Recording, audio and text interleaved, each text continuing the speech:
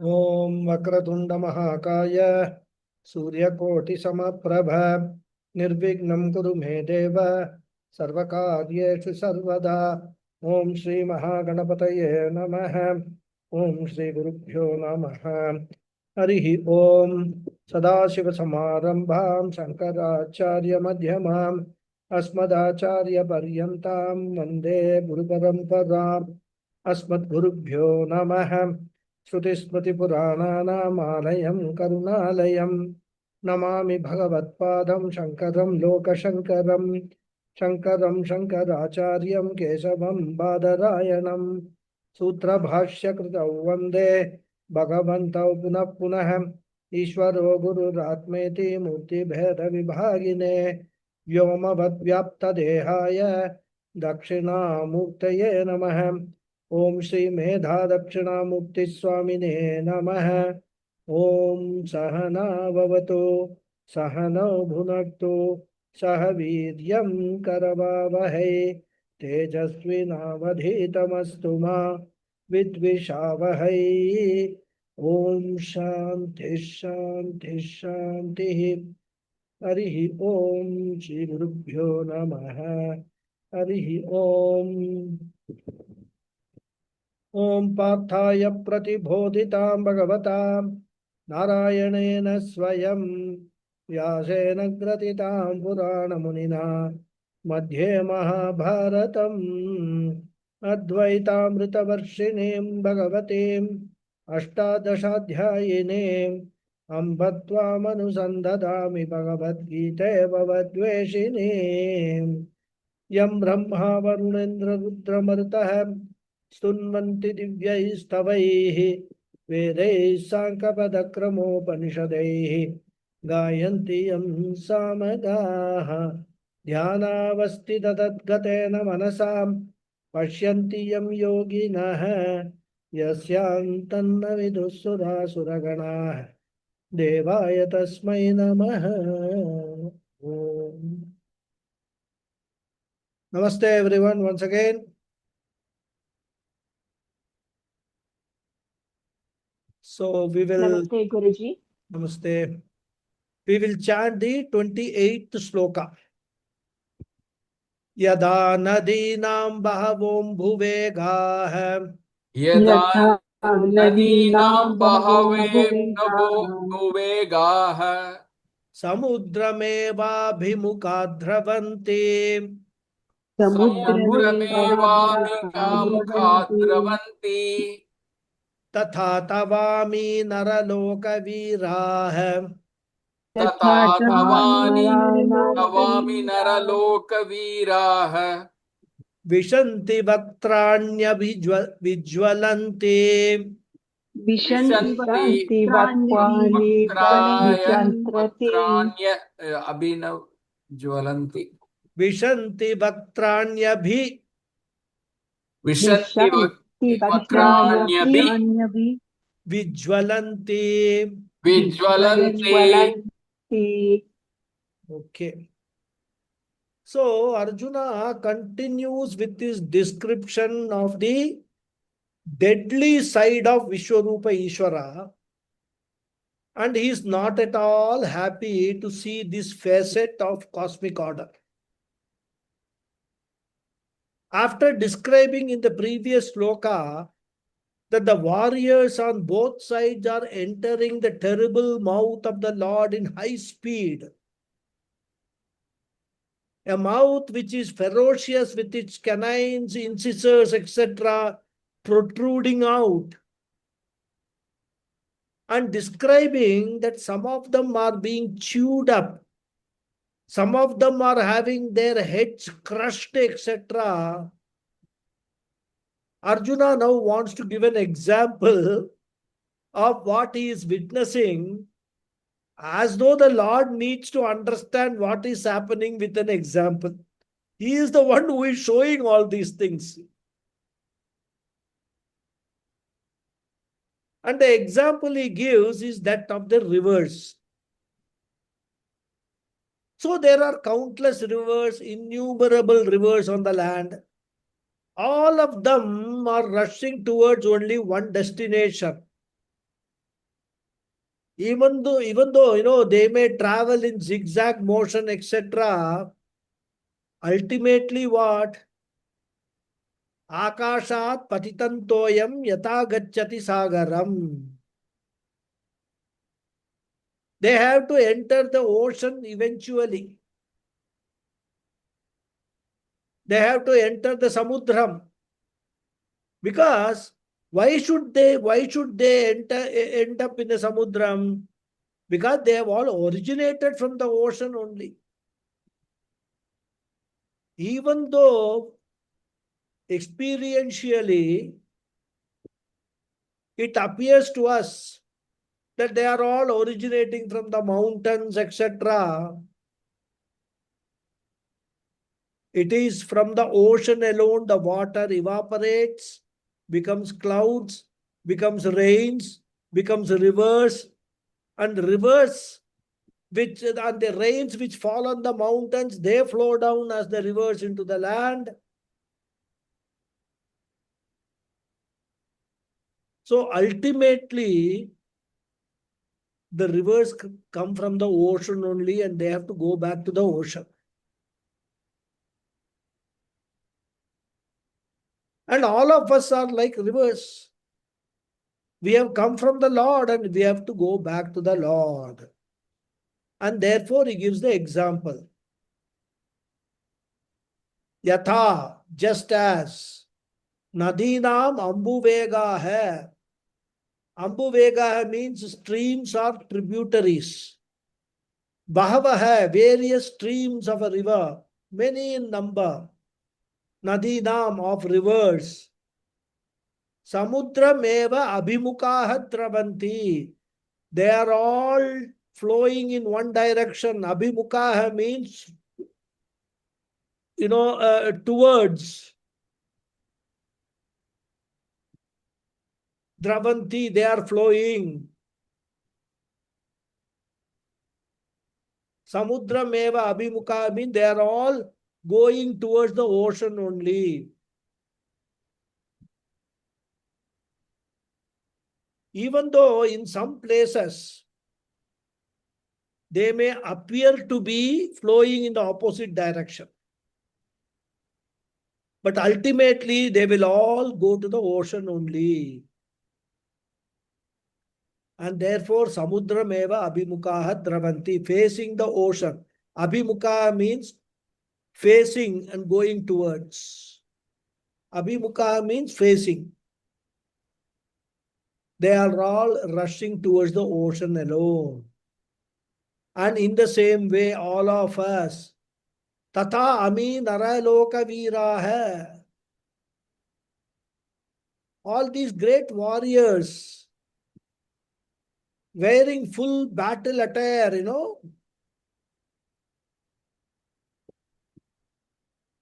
in spite of all of them, nobody can stop them from entering your mouth, hey Ishvara.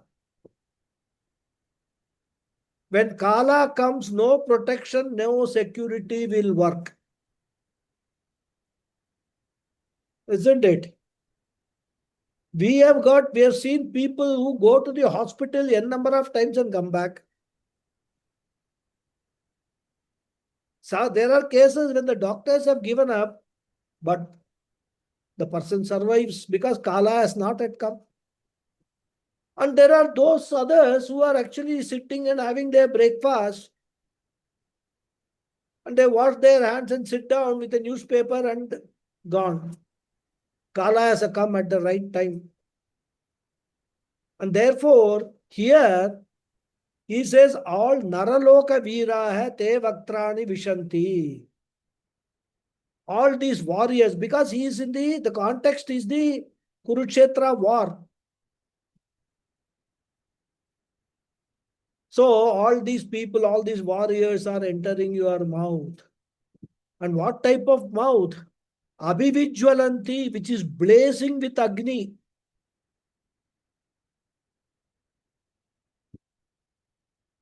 And Arjuna doesn't seem to be satisfied with the river example. And therefore, in the next sloka, he gives a different example. It now appears that Arjuna has now become the teacher and the Lord the student. And Arjuna is teaching the Lord the destructive side of the cosmic order with examples. What a ironical situation, isn't it? But Krishna is enjoying all these things. That's what happens, many times. The student would have understood certain things in a class. And then he will actually go around and sometimes even in the presence of the teacher, giving lectures to all other co-students as to what he has understood. The teacher will be listening. Many times it will be correct. Sometimes there may be some important aspects missed, etc. But the teacher will never interfere and correct the student. Because more than the content of what he is saying, it is his enthusiasm. It is his happiness that he has actually understood what he has been taught. That is important. Similarly, here also, Arjuna has forgotten that he is actually a student. He is just seeing all these, he is mesmerized, as it were, scared, as it were. So he is trying to explain to the Lord what he is seeing. So we'll read the 29th shloka. Yatha pradiptam jwalanam patangah. यथा प्रदीप्तं ज्वलनां पतंगाः Vishanti nashaya samriddha vegah. विशन्ति नाशाय समुद्रवेगाः Samriddha vegah. समृद्धवेगाः Tataiva nashaya vishanti lokah.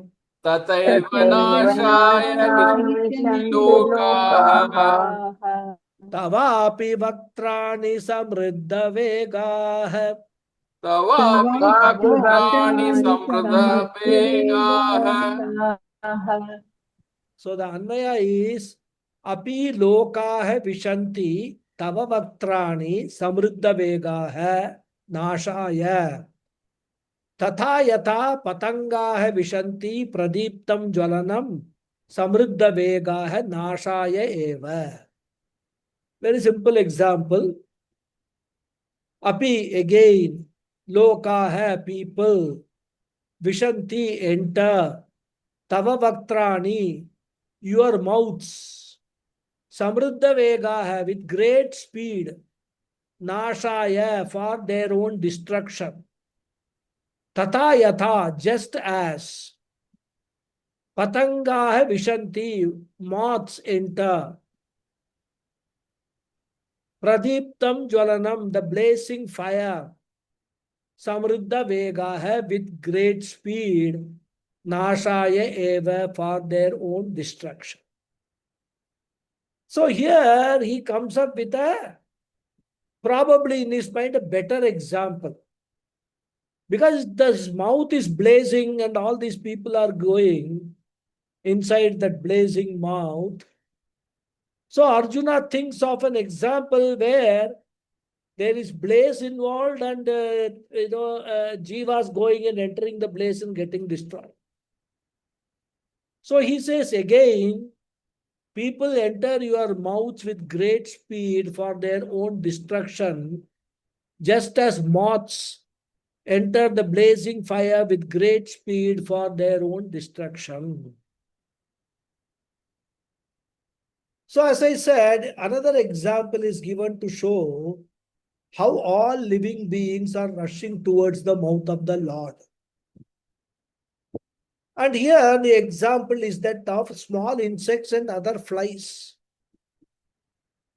So when there is a flame or a lamp is there with oil, and especially if there is power outage, You can watch all the insects, they will rush towards the flame, even though flame is going to be their destruction.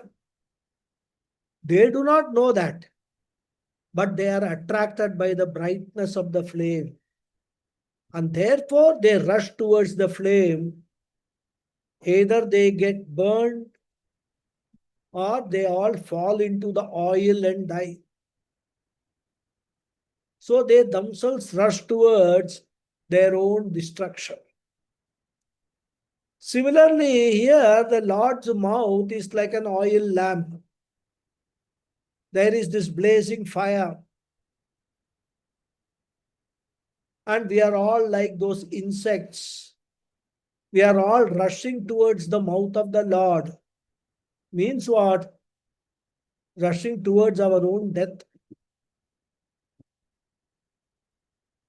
We must remember that the death, the destruction, etc., that is being spoken about here is of the anatma, the shariram, not the atma. Atma is destructionless. This thing we should always keep in our mind. So Arjuna says, Patanga jwalanam vishanti. Patanga means, flying insects, moths as they call, They are also called, I think, flying termites. Especially when it rains, rainy season, they are all suddenly, hundreds of them, they come up. In fact, in rainy season, it is very difficult, especially if you are in a village kind of a setting, or lot of greenery is there around, mud and all that, earth is there. Of course, you will not find it in apartments and flats, or even in houses which are enclosed from all four sides. When there is open, areas, there you cannot sit below the tube light also. All these, hundreds of insects will be there. Even dining area, if you put on the light, all these insects, they will be attracted by the light, and some of them will fall on your plate, etc.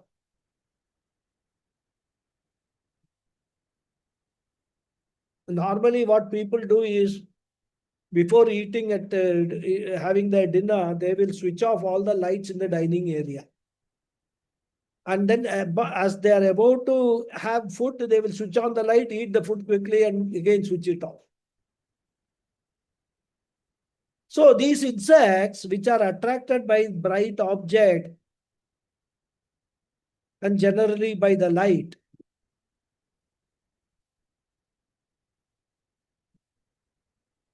we are all like those insects. Jwalanam patanga vishanti. Jwalanam means flame, which is pradiptam, blazing. And for what purpose they go? For their own destruction, nashaya. They invite their own destruction by rushing towards the flame. Samriddha Vega, with increased speed, they rush towards the mouths. Tathaiva, tata eva, in the same way. Lokaha tava bhaktrani vishanti. All the living beings are rushing towards you only, knowingly or unknowingly. And like insects, they are also rushing samriddha vega, increased speed. Because as we grow older, the speed of our rush towards death also increases, as it were. And what is the purpose? Nashaya, for destruction of ourselves. Thus, the Kala Tattvam is described in these verses as an integral part of Vishwarupa Ishvara. And therefore, the message is, accept Kala without resistance. If you want to avoid Kala, there is only one way out. Just as Markandeya embraced Shivalinga and then he was saved from Kala, Yamadharma Raja. Similarly, if you want to be saved from the mouth of the Lord, you should also embrace Shiva. And what is that Shiva? Chidananda Rupa Shivoham Shivoham. You are the Shiva. Your inner essence is the Shiva. Your Atma is the Shiva. Embrace that Shiva. Gain Atma Jnanam. Because Atma is the only place where Desha and Kala are absent. Therefore, Atma Sharanagati, Atma Jnanam alone saves you from Kala. Therefore, through his Maya, Lord Krishna is showing Arjuna what is to come. Everything is decided. As even a jiva is born, which is the moment that the last breath that jiva will take is already decided at the time of birth. And all are driven by what? Prarabdha karma, which has started operating the moment the child is born. So Krishna wants to tell Arjuna, see, right from beginning, right from the first chapter, second chapter, Arjuna, you have been trying to avoid this war. You have been trying to run away from the battlefield in order to avoid the mass killing that is going to take place, especially the death of Bhishma, Drona, etc. You said that you don't want to face. So you are thinking of running away. But by your running away, nothing is going to be served. Whether you fight or not, all these people are going to die when the Kala comes at the appropriate time in the appropriate manner. And that is why Lord Krishna will tell him later, Arjuna, nimitta matram bhava, just be an instrument. Help these people to reach their destination of death and destruction.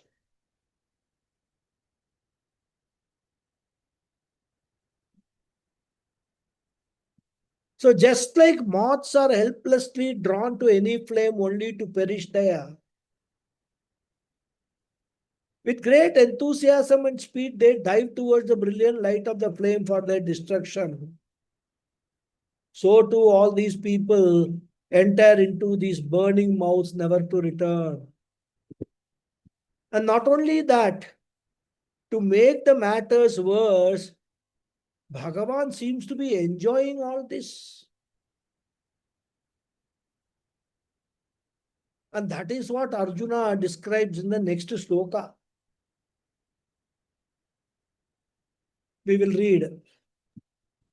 Lelihyase grasamanah लीलिह्यसे ग्रहसमानः samantat समन्तात् lokan samagran लोकान् समग्रान् vadanairjwaladbihi वदनैर्ज्वलद्भिः tejobhirapurya तेजोभिरापूर्य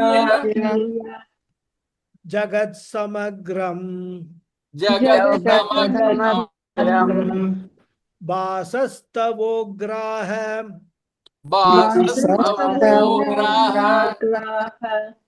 pratapanti vishnu प्रतपन्ति विष्णो So Anvaya grasamana hai samantat samagran lokan ज्वलद्भिः वदनैः लेलिह्यसे तव उग्राः भासः तेजोभिः आपूर्य समग्रं जगत् प्रतपन्ति हे Vishnu. ग्रसमानः, swallowing, samantat, totally, samagran lokan, all the people, jwaladbihi vadanaihi, with blazing mouths, lelihyase, you are repeatedly licking with relish. Tava ugraha basaha, your fierce and cruel race, tejobihi apurya, filling up with brilliance, Samagram Jagat, the entire universe, Pratapanti burn, He Vishnu, O Vishnu.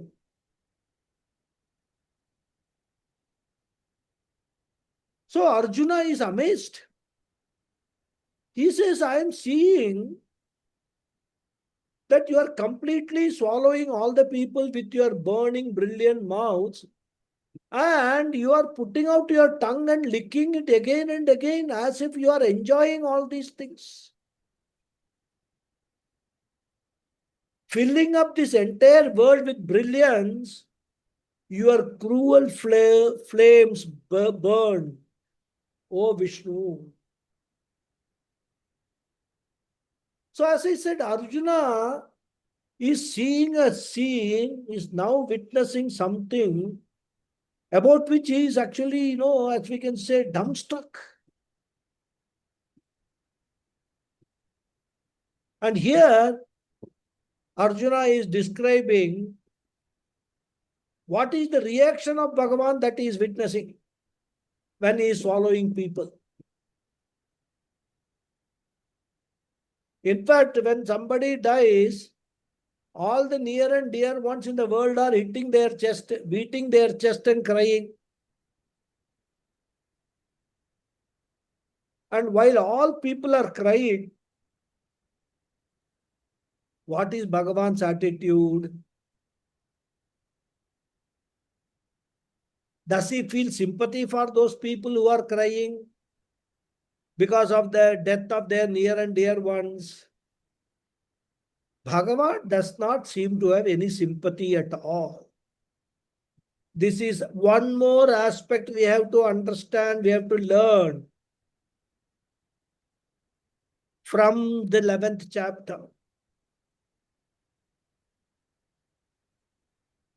It looks as though Bhagavan wants to tell all the people, if you did not understand the law of birth and death, and if you did not become mature enough to accept birth and death alike, it is your problem that you are suffering. Do not blame me at all. I am just doing my job. And therefore, Bhagavan does not seem in any way to be sympathetic here.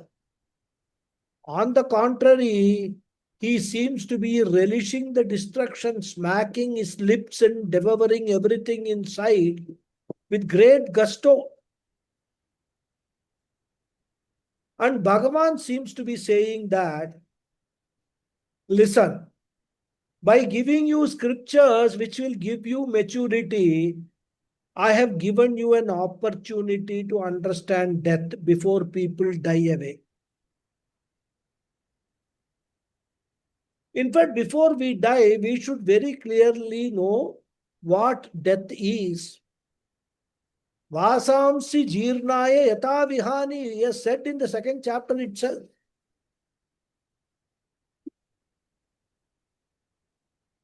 And the scriptures have provided enough input for assimilating that. And if we are going to close our eyes and consider even talking about death should be totally avoided, then what can Bhagavan do? Because this is a very, very common misunderstanding. People don't want to talk about death. They think that death is something which should not be talked about, because if you talk about death, death will come. So all these, ideas come in people's mind out of ignorance. They don't know what the reality of this entire cosmic order is.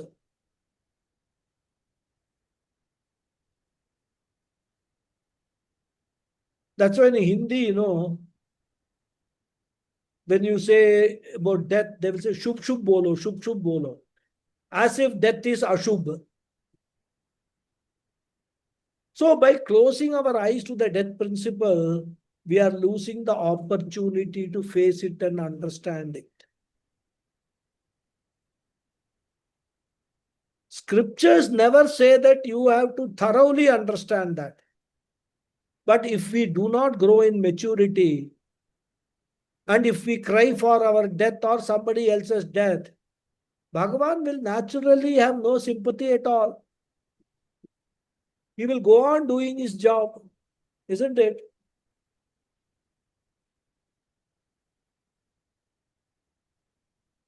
You have a child which doesn't study at all, whole year, doing all sorts of funny things, mobile and whatnot.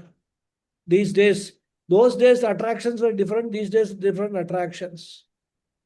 Doesn't study. You keep on telling the child, study, study, study, have a timetable, and all that you keep on whole year, you say. But the child doesn't listen. And you don't want to be harsh on the child also. You don't want to. Of course, these days in the West and all, you can't be harsh also.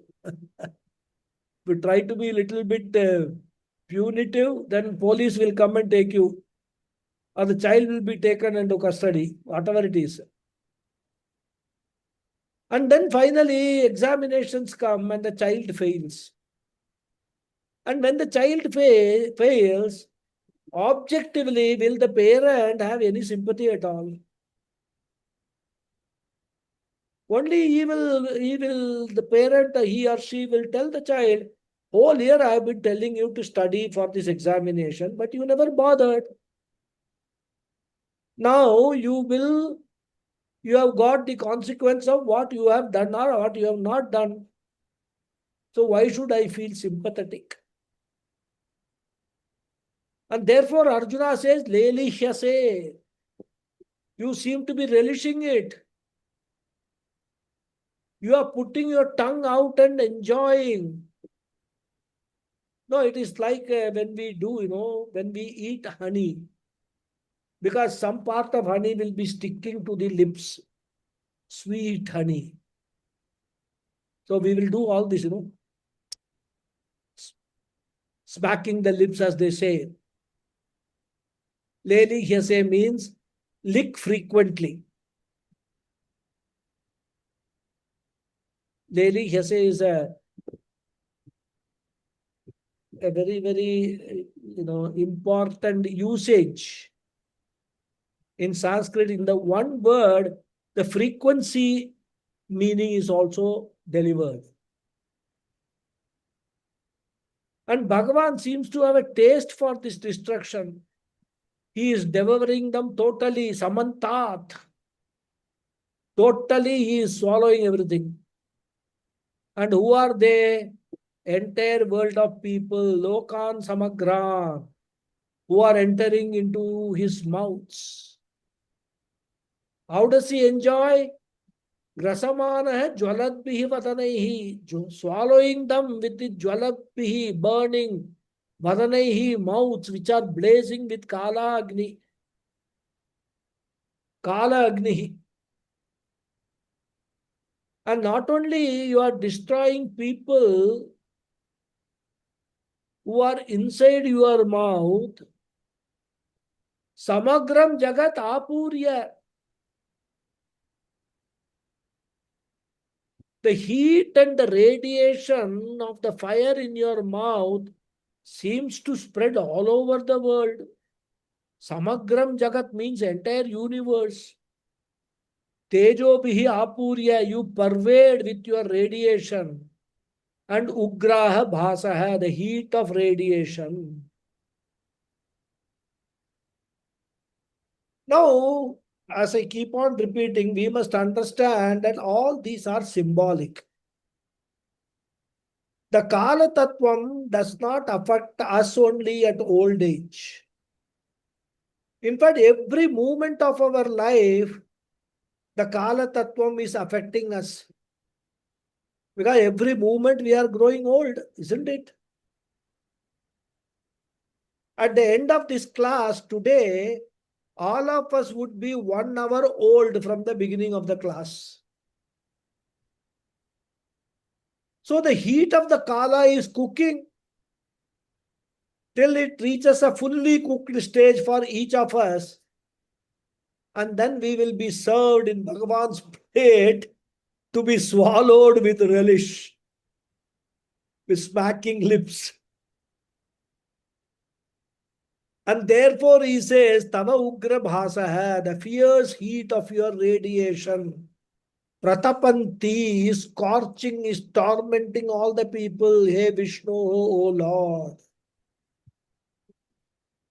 And Arjuna uses an appropriate name for Krishna given the context. Vishnu means the one who pervades all. Sarvam Veveshti iti Vishnuhu. The dhatu vish means to surround. And in fact, Swami Paramatananda says, perhaps from that word vish only the Tamil word veshti has come. Veshti means that which surrounds the body. Isn't it? See, we get new insights. Sometimes we wonder, why this is called veshti. And it is called veshti only in Tamil. And if you ask a Tamil speaking guy, he will not have an explanation why veshti is called veshti. Why that cloth which we tie around our hips is called veshti. It is a Sanskrit word which has come into Tamil. It has disappeared from this north and all that, but it is there still in Tamil. These are all, what we can call the beauty of, when you go into a language, that's the beauty of it. So, hey Vishnu, he says. And now Arjuna begins to doubt the nature of God. Because all this time, he has heard Bhagavan is all sympathy, all compassion, all beauty, all smiles. This is what is picture of Bhagavan. And that is what the picture of Bhagavan in our minds also, isn't it? But when we see here, he is eating everyone, not only just eating, relishing also. Arjuna is wondering, is Bhagavan really a Karuna Murti? Or is Bhagavan extremely cruel? So that doubt comes. And it is very natural. Because whenever we suffer in life, we will all get this doubt. Is Bhagavan really compassionate or not? Or still worse, is there a Bhagavan at all? That will be the next question. So is Bhagavan really compassionate is the first question. Next question is there a Bhagavan at all? So Arjuna also gets into that problem, and therefore he is raising a question to Lord Krishna in the next verse. We will read the verse. Akyahi me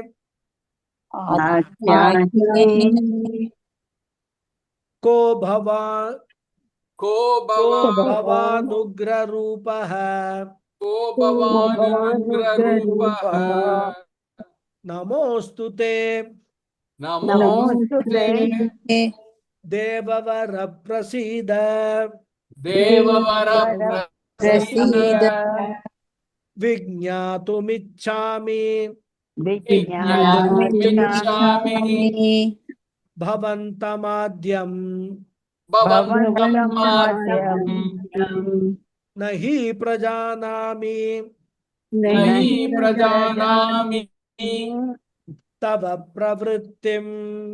तव तव प्रवृत्तिम् प्रवृत्तिम्। So the Anvaya is Kah Bhavan Ugra Rupa Akya Hime He Devavara Namaha Astute Prasida Ichami Vignatum Bhavantam Adyam Hi Na Prajanami Tava Pravritim. Kah Bhavan, who are you? Ugra Rupa hai with this fierce form. Akya he may, please tell me, Hey Devavara, O Supreme Lord, Namostu, salutations be te to you. Prasida, be gracious, Hey Bhagavan. Ichami Vignatum, I desire to know. Bhavantam Adhyam, you the primal one. He indeed. Na prajanami, I do not know. Tava pravrittim, your function. Who are you with this fierce form? Tell me, O Supreme Lord. Salutations to you. Be gracious. I desire to know you, the primal one. Indeed, I do not know your function. So, we are in the 31st sloka of the 11th chapter, and right from the beginning, Bhagavan has been trying to teach Arjuna what his Vishwarupa is. And after all that has gone by, Arjuna asked some fundamental questions. It doesn't seem he's totally bewildered, confused, dumbfounded. He can't make out what this Bhagavan is all about. So he says, please tell me for my sake, who are you? Who has this terrible form? I wish to know you, the cause, because I do not understand your actions at all. Seeing all this destruction and seeing the future, I am totally confused. Are you Saumya Ishwara hai, pleasant, compassionate one? Or are you Ugra Rupa hai, the terrible one? So first he asks, Kaha Bhagavan Ugra Rupa hai? Because that is what he is seeing now. Are you the fierce form one, the frightening one, the terrorizing one? You seem to be worse than even the worst villain I have come across. Akya hi may you please tell me? Because now after all this time, I have got some fundamental doubts. And I am also confused about your real identity. And that is what happens, isn't it? Whenever problems come in our life, we all become philosophers. Till that time, Gita will not be thought of. Only when problems, torments, fundamental questions arise in our minds. Why did Bhagavan create this world? That is the first question. When we have a mosquito bite, we will curse the mosquito and ask why Bhagavan has created this blood-sucking creature like a mosquito, which spreads malaria, dengue, and all over. These are only sample questions. Huh? There are very, the questions which people ask when they are in trouble, especially related to Bhagavan and the environment. One can't even imagine those questions. Those kind of questions that occur in their mind.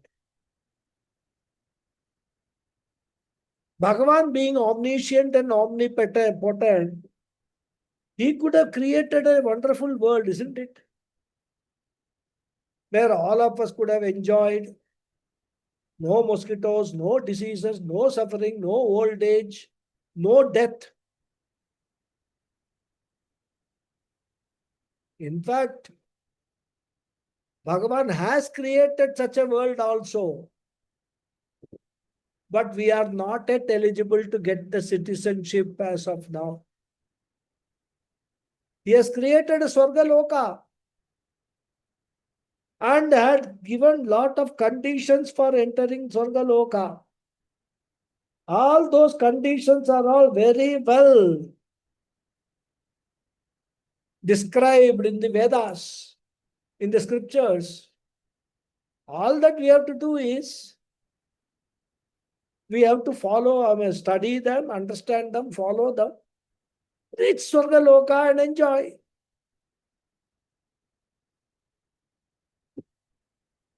But Bhagavan has created this world based on what? You asked for it. Through your past karmas, you asked for this kind of a world. In your prarabdha, there is a incident that at so and so, on so and so date, at so and so time, a mosquito will bite you. That will happen. Because of some papa karma, something that you have done in one of your previous births. So therefore, you cannot blame Bhagavan for anything. You asked for this kind of a world. Bhagavan has given you.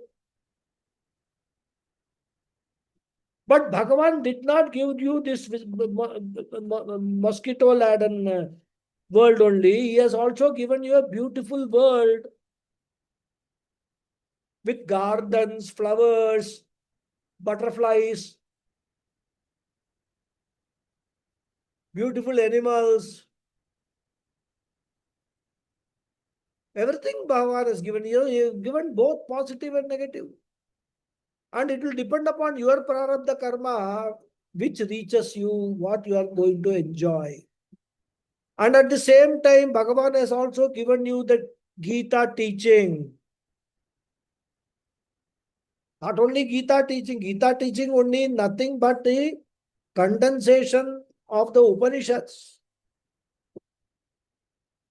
He has given you the entire Vedas, including the Upanishads. So that whenever we are tormented by such questions, we can find the answer in the Gita.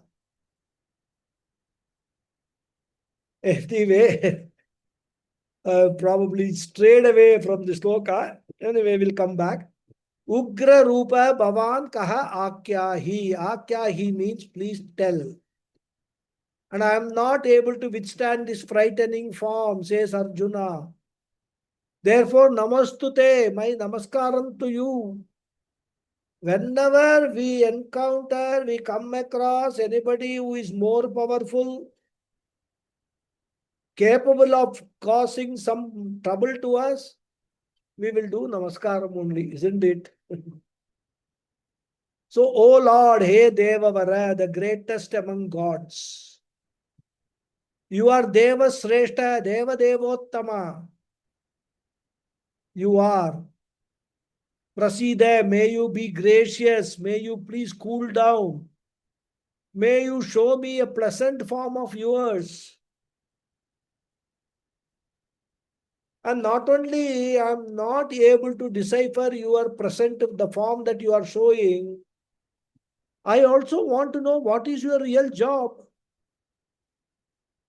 I have heard that you are a creator of this universe. Okay, very good. Happy about it.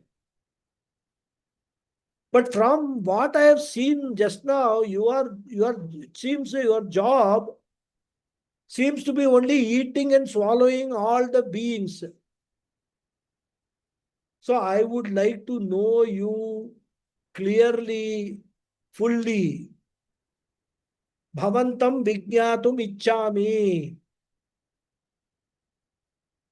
I would like to clearly know you, who is the cause of this universe. Adhyam means Srishtikartaram, who existed even before the Srishti.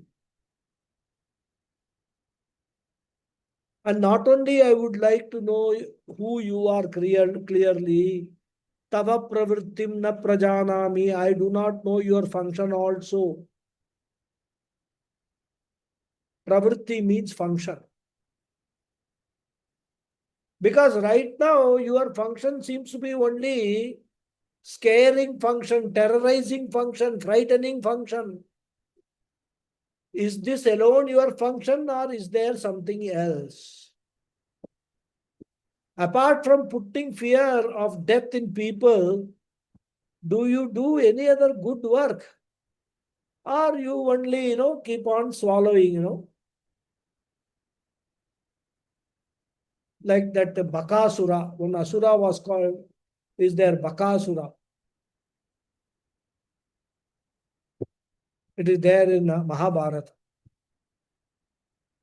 So here, Arjuna is just echoing what is there in the minds of most of the people.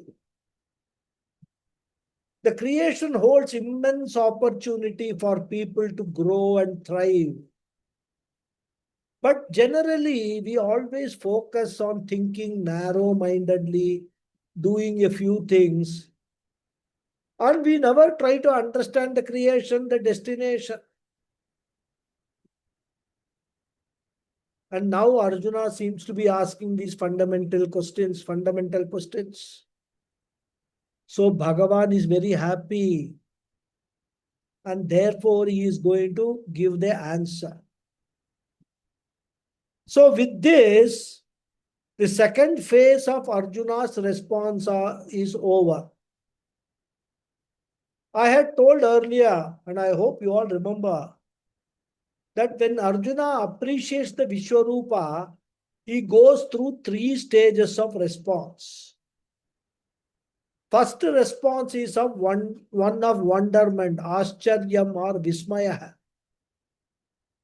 Thereafter, the second stage, especially when he looked into the mouth of the Lord, it was fear or bhayam. Now we have to enter the third stage. But before that, Krishna is going to answer Arjuna's question. Shloka number 32. We will read. Shri Bhagavanu Vacha. Shri Bhagawad Bhagavan Vacha Kalosmi Kalosmi Lokakshaya Krit Pravriddaha Lokashaya Krit Prabhupada Prabhupada Lokan Samahartumiha Lokan Lokanamahartumiha Samahartumiha Pravriddaha Pravrittaha Ritepi Twamna Ritepi Tvamna Tvamna Bhavishyanti Bhavishyanti Sarve Eva Stitaha Sarve Stitaha Sarvestitaha Pratyanikeshu Yodhaha. Pratyanikeshu Yodhaha. Yodhaha. So the Anvaya is Sri Bhagavan Uvacha Asmi Pravriddha Kalaha Lokakshaya Krit Pravrittaha Samahartum Lokan Iha Sarve Yodhaha Ye Avastitaha Pratyanikeshu Na Bhavishyanti Api. Sri Bhagavan Uvacha, the Lord said, Asmi, I am. Pravriddha Kalaha, the mighty time. Lokakshaya Krit, the destroyer of the world. Pravrittaha, I am proceeding. Samahartum, to destroy. Lokaniha, the people here. Sarve Yodaha, all the warriors. Ye Avastita hai, who are arrayed. Pratyanikeshu in both armies, na bhavishyanti will cease to exist. Tvam rite, even without you. So the Lord said, I am the mighty time, the destroyer of the world. I am proceeding to destroy the people here.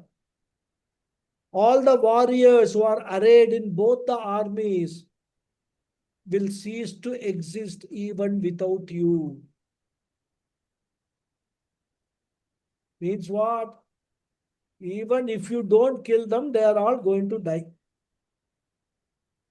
So the Lord answered Arjuna's question asked in the previous verse. Arjuna asked two questions. Who are you and what is your function? Normally that is what we ask, We meet somebody in some marriage or in some function, in some place, new person, young. We'll ask, what is your name? What do you do? Standard question. So Arjuna is also asking those questions to Bhagavan. So Bhagavan answers the first question. He says, Kalaha Asmi, I am the Kala Tattvam, which is the integral part of the relative world. And that is why in Vedanta, we talk about two planes of reality, in fact, three planes of reality. But in this context, two planes of reality are relevant. One is called Vyavaharika Satyam, and another is called Paramarthika Satyam. Vyavaharika Satyam is a plane in which time principle is integral, intrinsic, inherent feature. It's a all-pervading aspect of Vyavaharika Satyam. And therefore, in Vyavaharika plane, everything will have a corresponding opposite. So, arrival, departure, growth, decay, union, disassociation, birth, death. It is all an integral part governed by time, Kala Tattvam, which is called Vyavaharika Satyam. And what do Vedantins advise? With regard to Vyavaharika Satyam, we have two options. Either you accept it totally or you reject it totally. It is like an old joke I have read, which is the reality in most of the middle class Indian homes. The mother will ask the son, I'm talking about older times. Mother will ask the son, do you want, say, upuma for breakfast? Because upuma is a breakfast dish which is not liked by most of the people. It is easy to do, but not liked by most of the people. Very bland, So when the mother asks, do you want upuma for breakfast? Son will ask, do I have a choice? The mother will say, yes, you have a choice to say yes or no. If you say yes, you will get upuma. If you say no, there is no breakfast. That means it is a choiceless situation. Like that, with regard to the world, you have got only one choice. The whole thing should be accepted as one piece, as divine, or the whole thing should be rejected. That is called Vyavaharika Satyam. On the other side, other one is called Paramarthika Satyam, where there is no time, no space, and therefore there are no pairs of opposite also.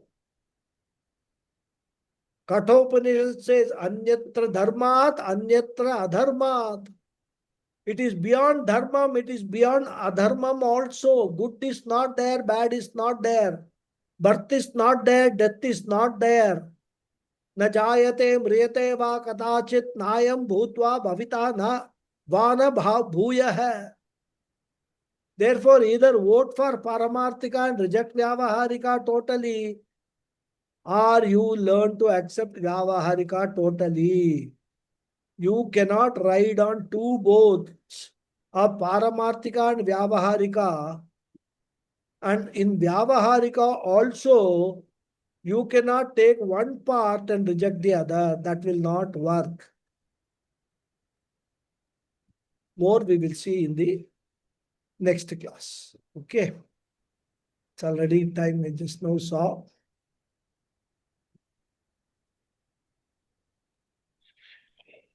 Om Purnamada Purnamidam Purnat Purnamudachyate Purnasya Purnamadhaya Purnameva Vasishyate. Om Shanti Shanti Shanti. Harihi Om Shri Gurubhyo Namaha. Harihi Om. Dhanyavadaha. Thank you all very much. धन्यवादः धन्यवाद गुरुजी. गुरुजी. Thank you. Thank you. Thank you. Thank you, Guruji. Namaste, Pranam. Namaste. Pranam.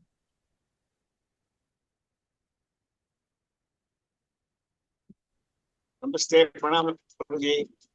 Pranam. Namaste. Guruji, Namaste. This is Lata. Hmm. I have got a question which will probably sound a bit cruel. Now, earlier we were talking about ahimsa and not to kill even a mosquito or a cockroach or anything. We can just do something to repel them, but not to actually. We have no right to take any creature's life because we cannot give life to anybody.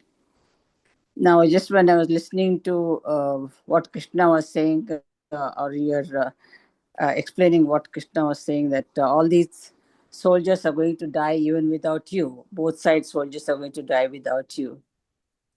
So do we extrapolate it to these situations where whether we kill or not all these harmful insects, which are harmful to our health and day-to-day life and hygiene? So whether we kill them or not, they're going to die. So it is okay to kill them because they are causing problem to us. I know my question is very cruel. Yeah. See, whether we kill them or not, eventually they are going to die. Isn't it? Yes, Guruji. But what is important as a sadhaka is that it is not our dharmam to kill them.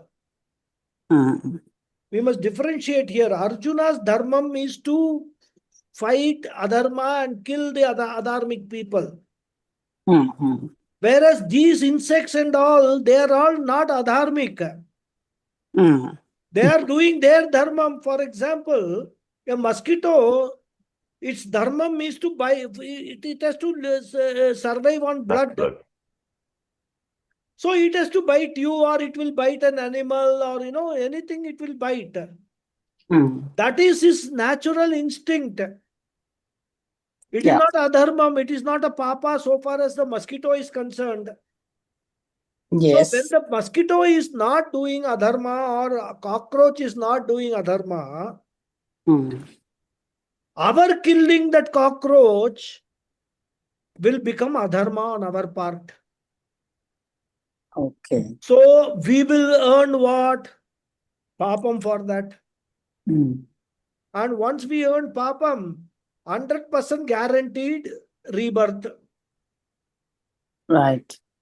Isn't it? Because certain papams do not have any prayaschitta. So in order to avoid, ultimately what is our aim? Not only that we must actually pass through this janma with gaining all this knowledge, and if possible, if we have enough grace, become a Jivan Mukta. Yeah. We don't want Punarapi Jananam also. Because again, we'll be born here with the same mosquitoes, same cockroaches, same lizards. Yeah. So, what we have to understand is there are two different things we are talking about. Mhm. Whether we kill or we don't kill, they will eventually die according to their prarabdha. So, Okay. why should we actually do something which will be adharmic from our perspective and earn that prarabdha for ourselves? That is why ahimsa. But that does not mean you should invite cockroach, come on, pollute my food, or mosquito come and bite me and all. No. You have got all the right to safeguard yourself from all those bites and all that. In the war, it is the adharma is done by Arjuna and the other Kauravas all along, and then the fight is between the Pandavas and the Kauravas. But then, what about all those innocent soldiers and their families who are not their duty is only to be with their master, whoever their ruler is. But then they are going to be killed though they have not done anything. I suppose there's no easy answer for this. I'm also No, very easy answer. First of all, they have all come there because their prarabdha has brought them there. They are going to be killed. Their time has come. Whether they are in this side or that side, right? Now, whenever Yes. you are fighting adharma, there will be collateral damage. Yes. You cannot avoid collateral damage, right? Yes. So that way, it is going to be such a war. In fact, I will tell you probably in the next class or something. It is said that, or I don't remember whether I already told you, in the Mahabharata war, only one in a family of 7 people survived. Yeah, you mentioned that last time. I think last week I mentioned somewhere, right? Last week. So it is not only the soldiers there, because the soldiers are. You remember Arjuna said what is going to be the repercussions of the Mahabharata? Yeah. They were all true. They were all a very fair assessment of Arjuna that if all the soldiers die, the women will be left, unprotected. They will take to all sorts of, means kind of thing to survive. All those things are true. But the point is, they are all collateral damage. If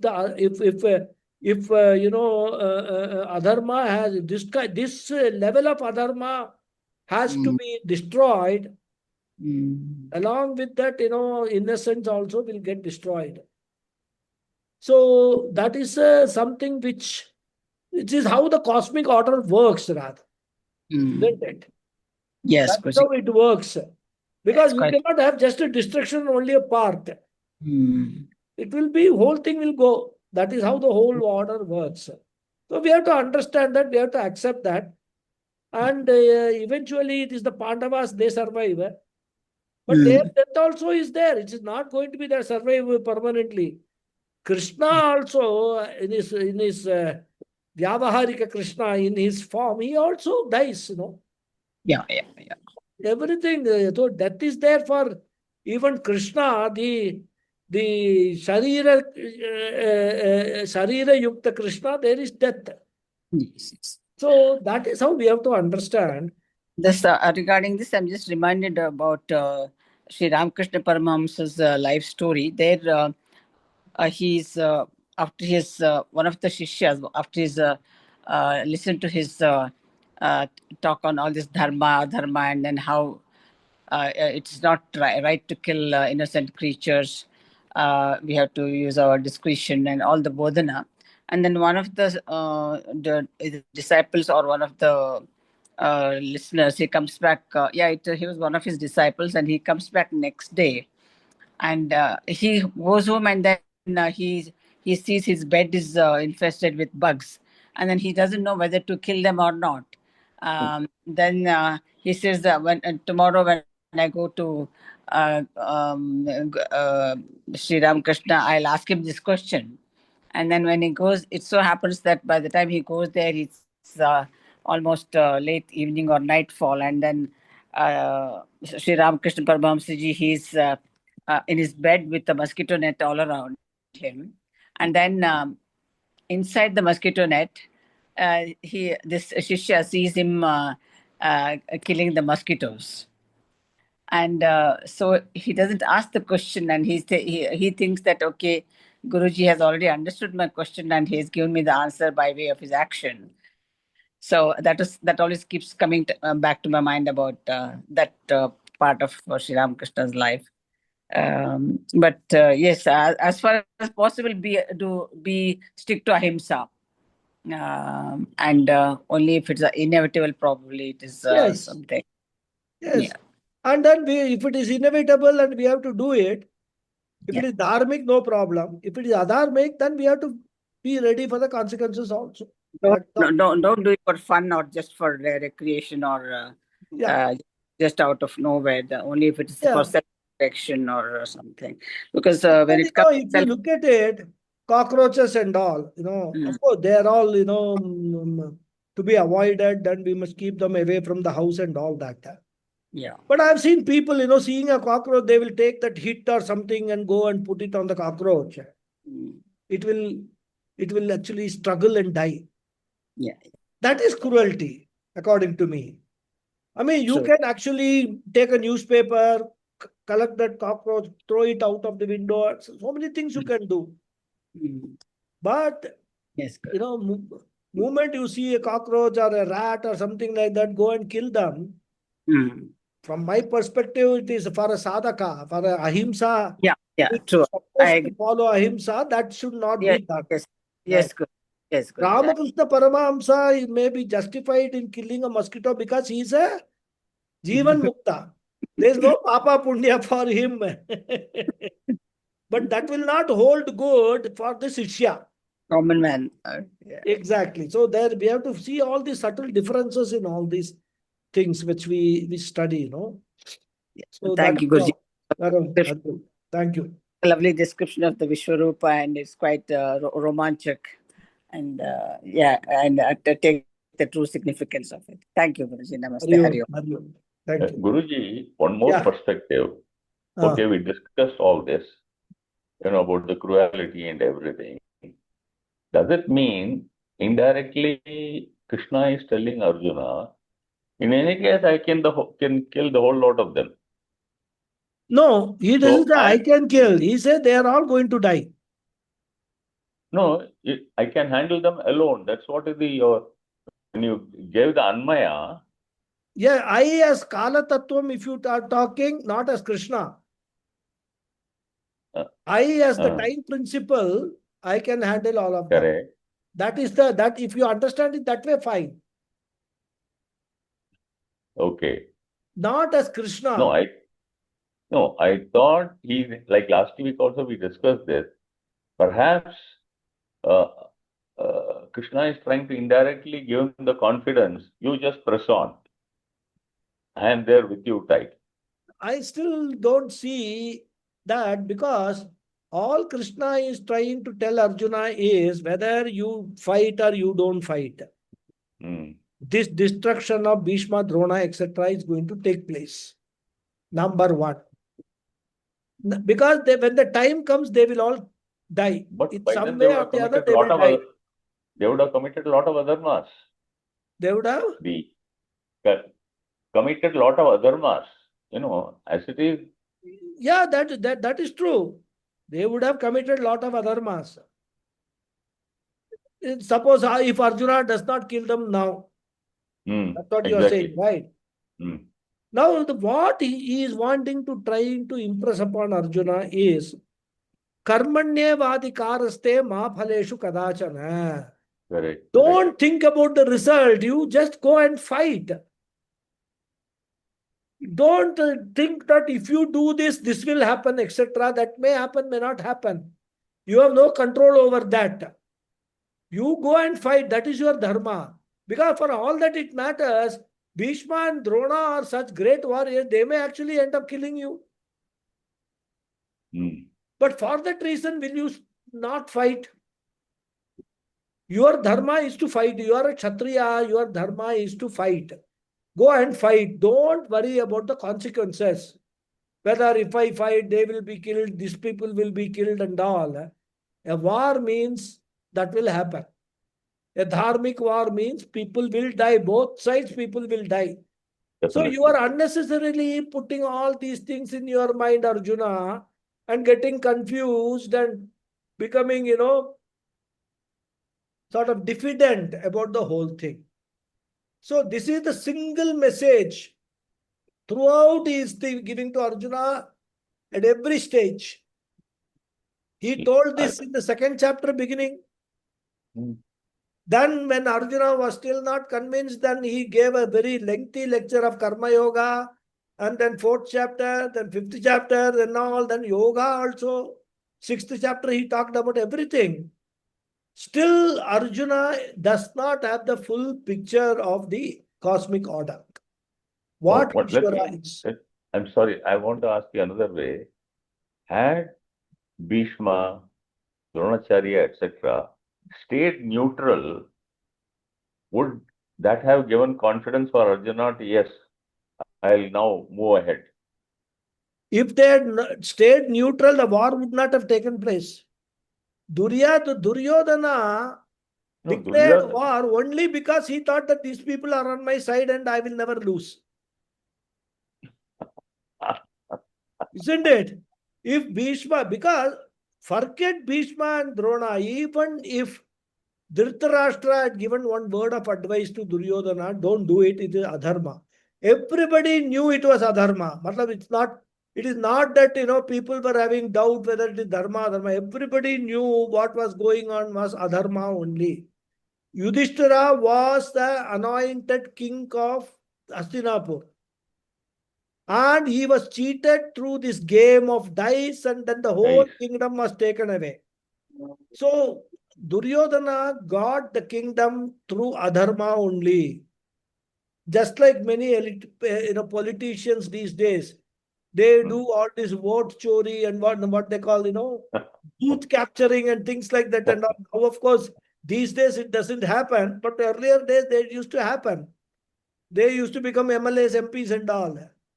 So similarly, everybody knew that this is not a Duryodhana has not become the king in the proper manner. Bhishma knew, Drona knew. But for their own personal reasons, they decided to side with the adharmic side. Which is why, they are not, there is no temple for Duryodhana and Drona. People don't consider them to be great, great people, great human beings. They may be great warriors, but they are not great human beings. So all these are all subtle messages which is there in these stories. So as it if they had remained neutral, the war would not have taken place at all. So Bhishma had his own vow, I will protect the throne. Whoever be the king, I will protect the throne. So whether rightly or wrongly. Wrongly, correct. That is the thing, So all these things we can go on debating. Definitely. That is too interesting. Intellectual exercises. Yeah. Exactly. That's true.